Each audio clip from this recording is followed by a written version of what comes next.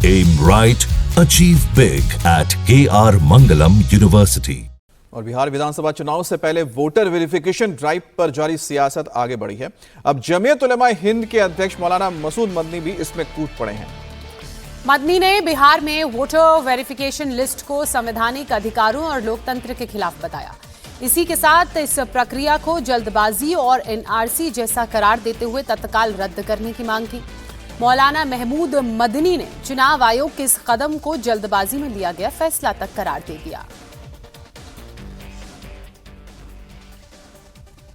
और इधर कांग्रेस पार्टी ने बिहार में वोटर लिस्ट के वेरिफिकेशन को लेकर चुनाव आयोग के खिलाफ मोर्चा खोल दिया है।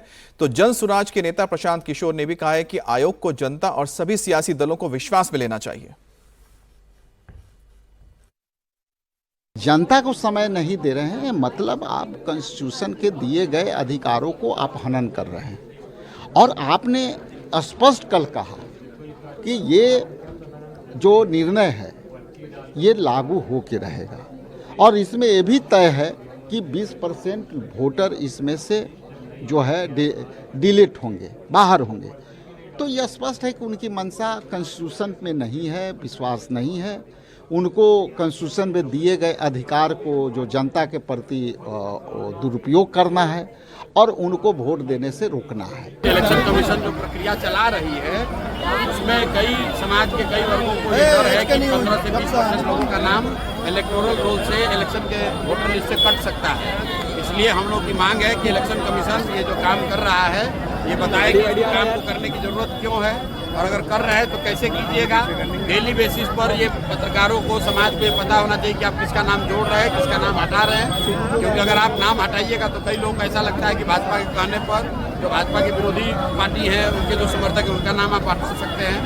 तो इलेक्शन कमीशन को अपना काम करना चाहिए, लेकिन इस तरीके से करना चाहिए ताकि समाज के हर व्यक्ति को उस पर।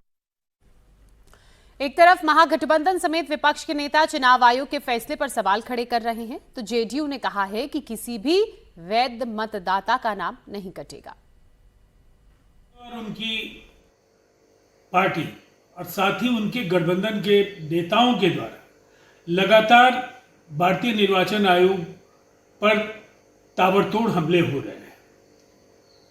मैं इतना आश्वस्त करना चाहूंगा कि इलेक्शन कमीशन ऑफ इंडिया ने जो विशेष पुनरीक्षण का कार्य शुरू किया है, किसी भी वैध मतदाता को डरने की जरूरत नहीं है।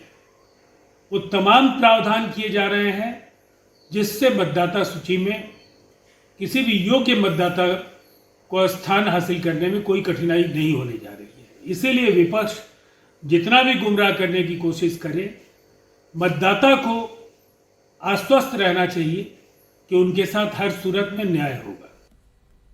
और एक तरफ बिहार में SIR पर सियासत जारी है, तो BLO के ट्रेनिंग सेशन में बोलते हुए भारत के मुख्य चुनाव आयुक्त ज्ञानेश कुमार ने कहा कि बिहार में विशेष गहन पुनरीक्षण का कार्यान्वयन ये चुनाव कर्मचारियों और सभी राजनीतिक दलों की सक्रिय भागीदारी के साथ पारदर्शी तरीके से तय कार्यक्रम के अनुसार चल रहा है। कुछ लोगों की आशंकाओं के बावजूद SIR ये सुनिश्चित करेगा कि सभी पात्र व्यक्ति इसमें शामिल हों।